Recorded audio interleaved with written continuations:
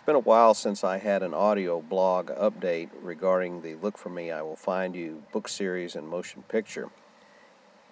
And things have been going along okay, but a little frustrating.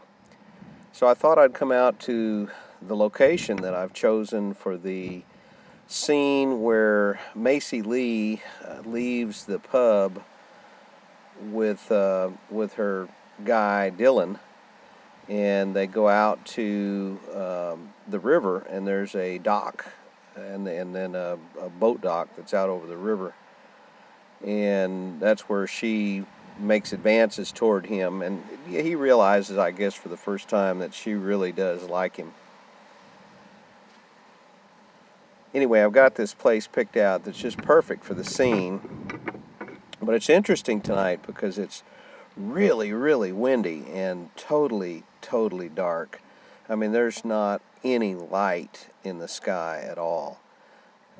We've got a storm brewing, and the clouds have come in and covered all the stars and what's left of the moon, and this wind is really kicking up. National Weather Service says there's all kinds of turbulent weather north of us here, but apparently we're getting a pretty good kick, or fixing to get a kick here. It's starting to drizzle a little bit, so I don't know how long I'll stay out here. But I wanted to bring you update on the progress of the production. I'm getting a little overwhelmed with the number of beautiful young actresses who have expressed an interest in playing in our trailer-teaser. And it's getting a little hard to keep them apart. At first we had a few people that stepped forward, said they like to do it, and I could remember their name and keep their image in mind. But it's gotten to the point now where we have so many that I can't keep them apart.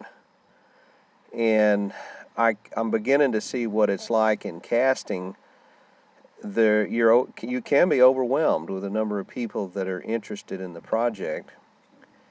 And one thing I'm finding too is we'll find a young lady who is absolutely looks the part, but then when I look at her demo reel and or listen to some audio of her voice, it doesn't wash. I mean, the beautiful look doesn't necessarily match up with the voice and the acting ability.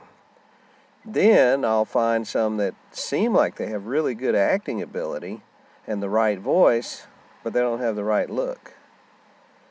We've had a few that have submitted resumes that they just don't have the look at all, and even though I'm thinking, well, there might be something else they can do. I mean, we've got 90 characters in the series, so it's possible that we'll use people that don't fit the look that we're looking for simply because there's all kinds of peripheral roles. But what I'm trying to do right now is cast somebody for Megan, because I wanted to film some of the scenes between Richard Strain and Wallace Laramie and Megan. I just kind of picked out that as a good scene. And I am finding, too, that there are actresses who will submit their resume and they are absolutely strikingly beautiful, but they don't have the right eye color or they don't have the right hair color.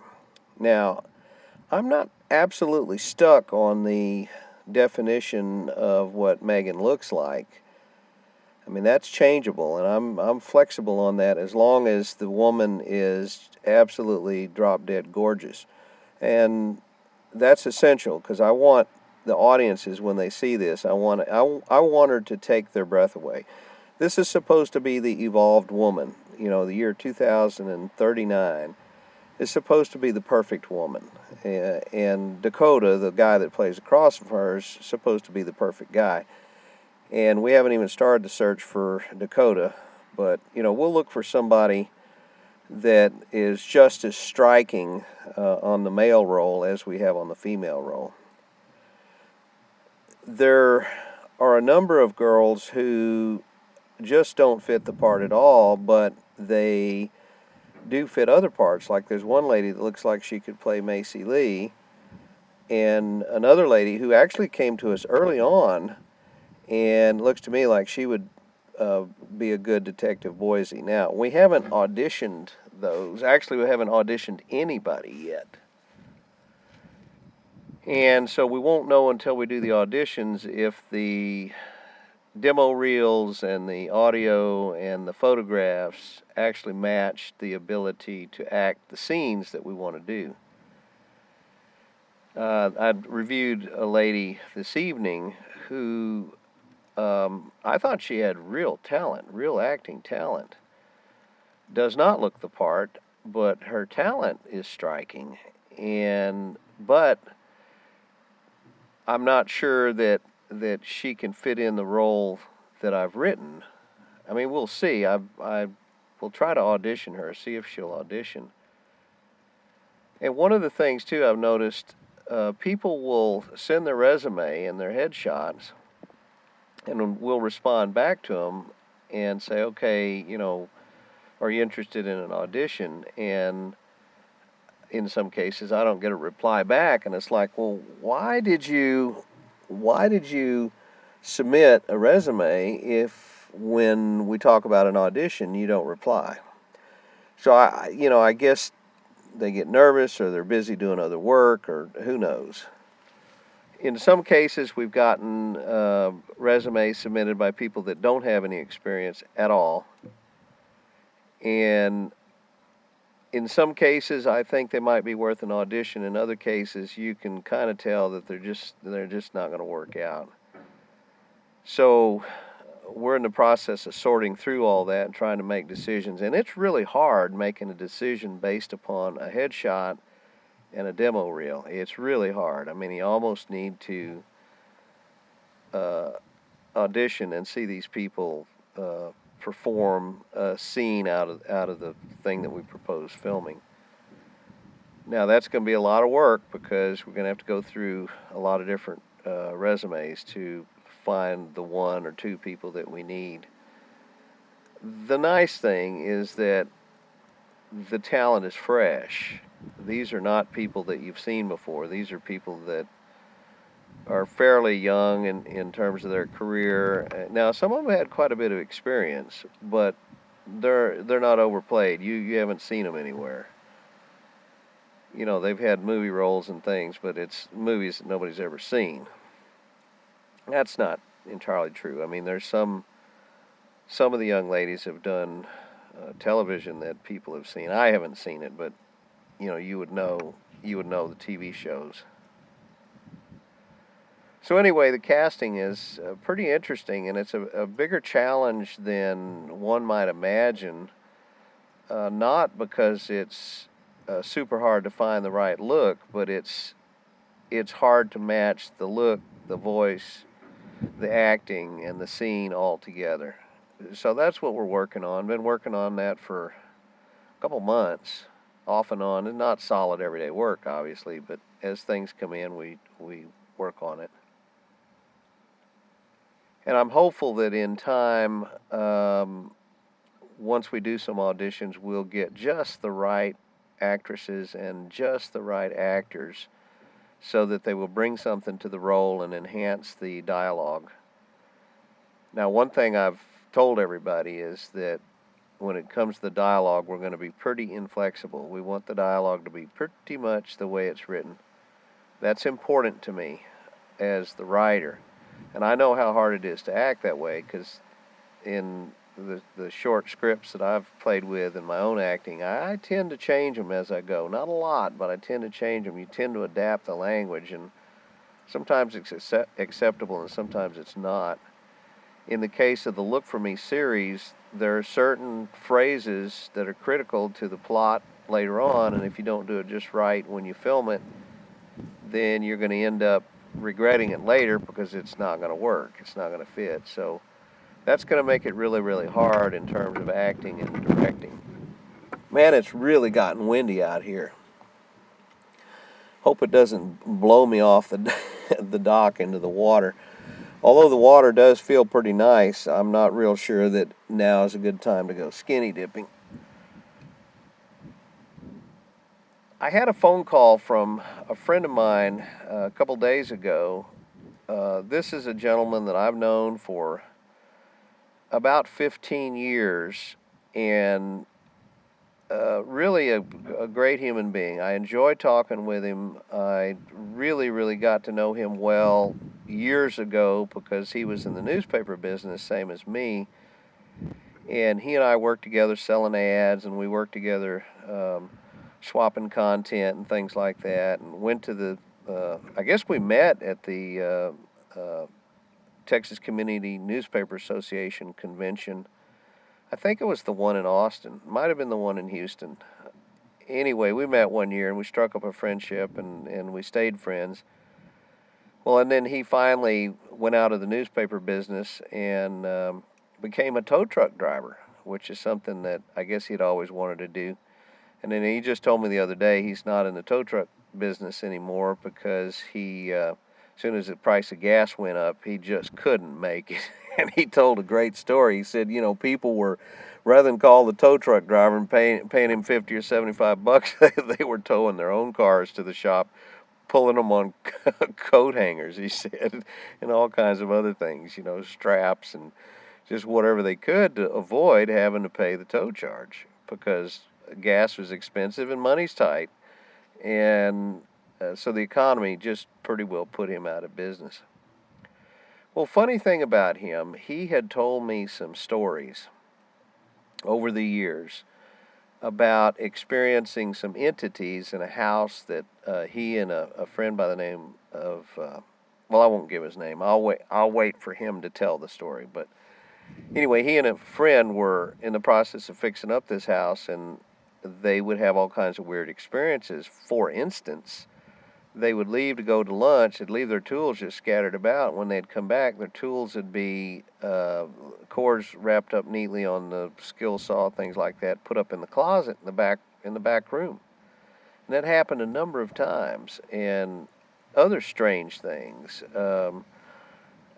They one time, my friend said, "Look, if there's a ghost in here, show yourself." And all of a sudden, the door opened dramatically, just fast as it could, and stopped suddenly before it hit the wall. Had it hit the wall, it would have made a hole in the sheetrock. And he said he freaked them both out, and they were total believers at that point. And they had other experiences, like his buddy got locked in the bathroom one time for a period of time and could not get out while he was there in the other room, and the buddy was yelling for like 30 minutes, banging on the wall as hard as he could, trying to get out of the bathroom. But the voice wasn't carrying. He wasn't heard. So they were both really freaked out about it. And my buddy had told me about this over the years. I was intrigued by it and had always wanted to explore that and go to the house. And I guess the house is in the family some kind of way. And I've always wanted to go visit that house. As a matter of fact, talked about filming a Hot for Truth there and never did do it. Well, when he called the other day, we spoke about it, and I directed him to the Hot for Truth, the cemetery. And I said, "You look at that, and I guarantee you'll be calling me back." And he did. He looked at it, and he called me right back. And he said, "Did you realize that in that film you filmed what he think they call as an oracle, which is some kind of a little light?" Now, I haven't gone back to look at the video to see what he was talking about, but he said it's definitely there. And he said the ghost hunters see that all the time.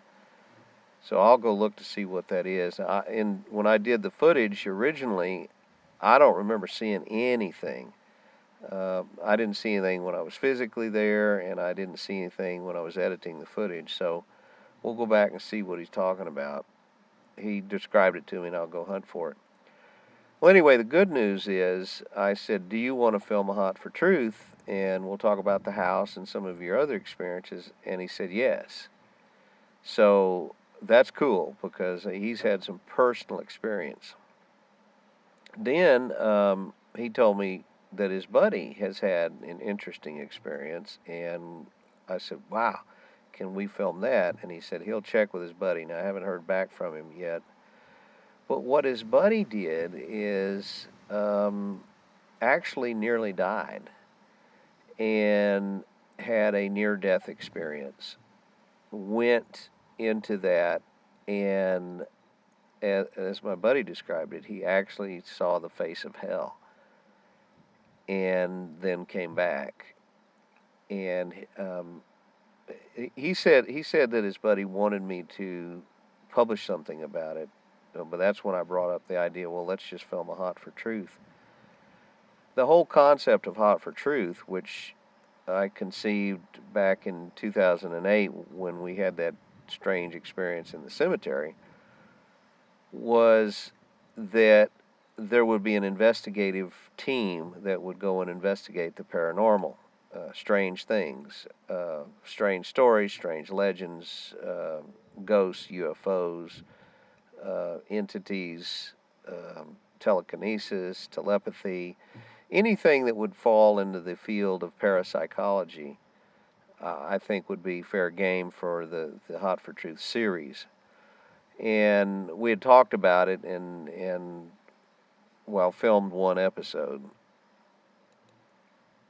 Didn't get to film any more, but I'm definitely saying, wow, these two things, the experience that my buddy had in the house and then the experience that his buddy has had with near death, would make two really good episodes, or maybe you could even combine them and make it one episode, I'm not sure.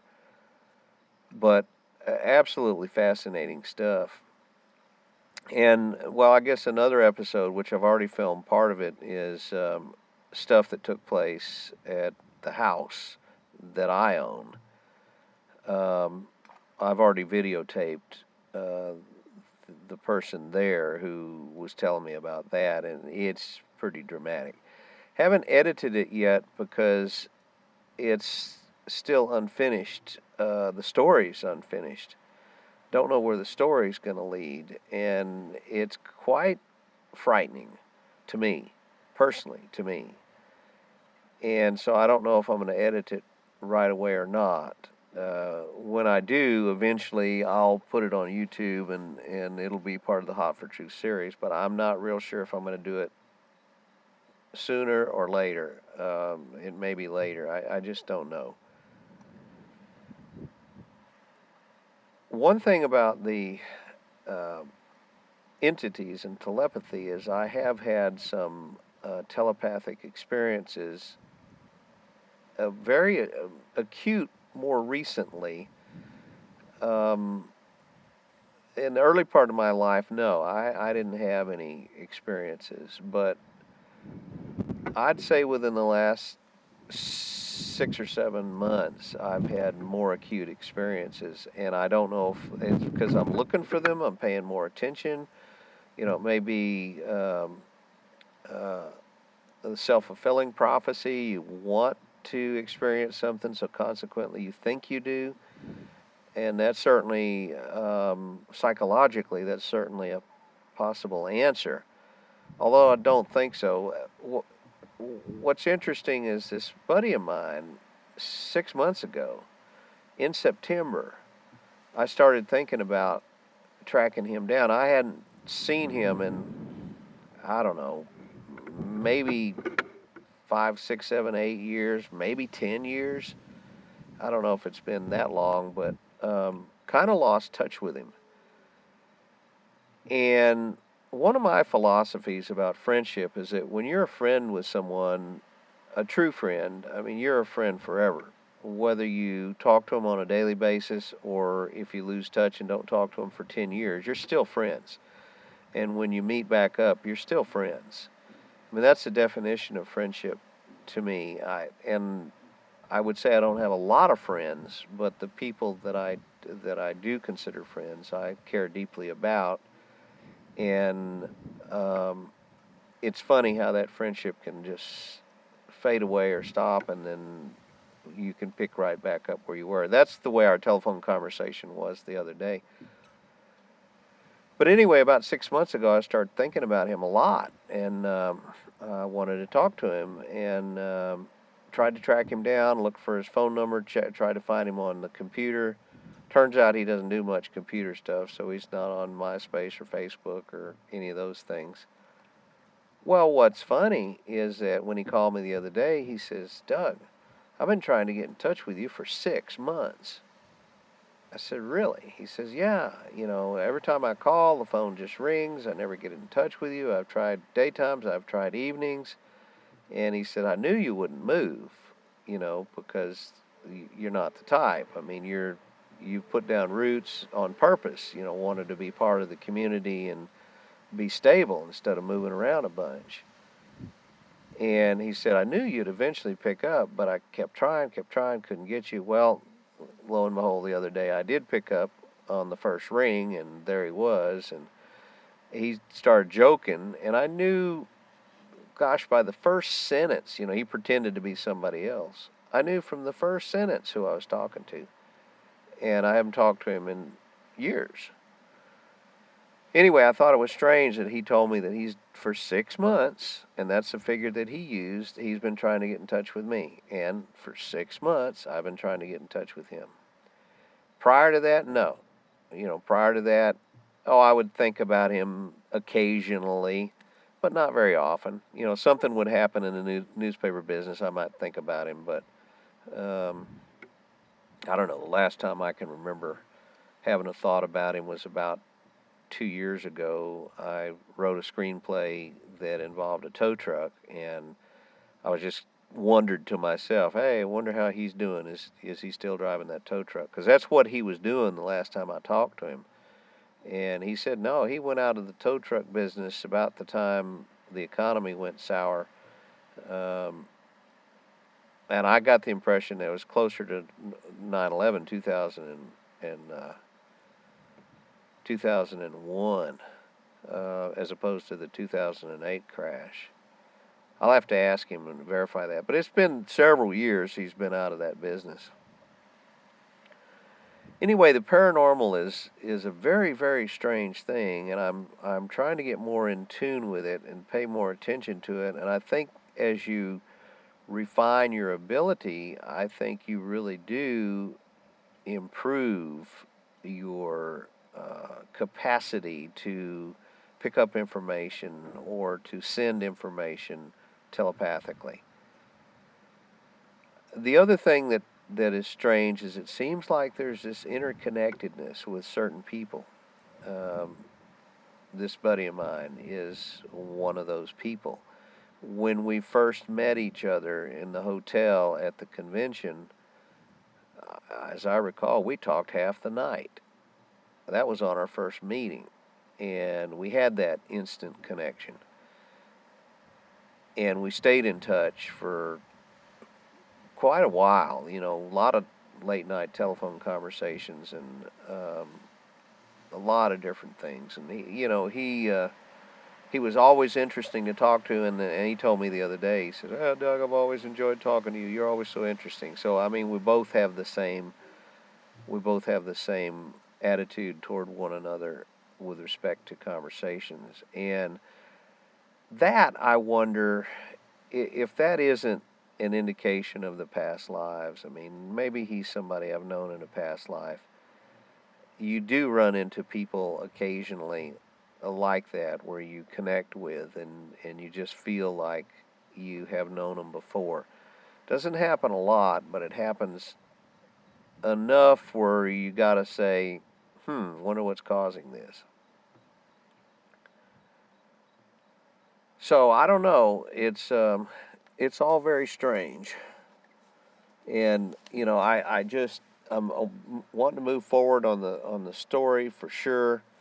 Not the story, the movie for sure, because it does seem to be connecting with people. People seem to be responding to it.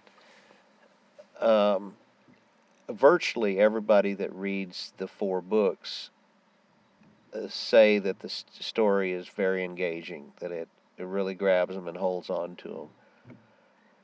And I'm in the process now of reading what I call the 4th printing, and I'm reading the proof copies for the mass market production I'm in the third book. I'm in Missing You, about halfway through it, and I'm still finding a few little, I wouldn't say grammatical errors, but sometimes there's a spacing error between letters and things like that. I'm finding a few, but very few, which is good. It's encouraging. It means we might have gotten most of the major ones out of there. But what's strange in reading it is, and I see this every time I read it, it's so well woven together, I don't feel responsible. I don't feel like I did that. It's almost like this stuff just happened. And the other thing in reading it again, or the books again, I'm finding, especially in Missing You, I'm finding things written in there that remind me of stuff that happened afterwards. Obviously not the same. I mean, these are fictional books, but there are real events that happened after that that remind me, uh, when I read the book, they remind me of things that happened. And it's like, in a sense, I mean, and this is hard to prove, but in a sense, almost like the book had some premonition to it, mildly. And I don't know if that's, am I just reading into it? Am I, again, the self-fulfilling prophecy where you just feel like you're seeing something that maybe is not really there? Maybe that's what other readers are doing, is they're connecting with it. Maybe that's what I'm doing. I'm connecting with it, which is an odd thing. I mean, I wrote the books, but I'm connecting with it like I didn't write the books. And I continue to have that experience with this series. I have a certain sense of disconnect in that I'm an observer. I'm an observer. I keep having that feeling. I'm an observer. I'm watching something that really did happen. That's weird. I mean, I don't know if other authors ever have that experience or not. So anyway, I'm moving forward on the project like I don't have any good sense. I mean, I don't know where this thing is going, other than I see success. I see the books being very popular. I see movies being made. I see lots of discussion, people talking about the concept. That I do see. I don't know why. And that's clear. It's crystal clear. Maybe that's a psychological device saying that I'm focused on it. And so then I fall back on that phrase, you experience what you believe. If you really do believe something, then I think you tend to make that happen. You make the choices that lead to that happening. So, in time, I will know whether or not I was right. And one of the reasons I wanted to do this audio blog is to make notes as I go, because right now, I mean, this is just one person's idea. I mean, I've got my friend in Austin who is helping me with it. But other than that, it's just me. Now, everybody I talk to, they are uh, pretty supportive of it. I mean, I don't have anybody coming along saying, "Oh, you'll never be able to do that." They might be thinking it, but they're not saying it. So, I mean, I'm just moving forward like it's going to happen, and that's been an interesting experience. And that's one of the reasons I wanted to make the audio blog, is that when we have the perspective of history, when we're looking back a year from now, or 2 years, or 3 or 5 or 10 years from now, we'll say, "Wow, he knew," or we might be coming back saying, he was wrong." But I think what I'm going to say is, yeah, I knew. Well, it's really starting to rain on me now, and I'm just laying flat out here. And the wind is still blowing, the rain is coming in. So I guess what I'll do is I'll shut it down and give you an update later. Look for me, I will find you.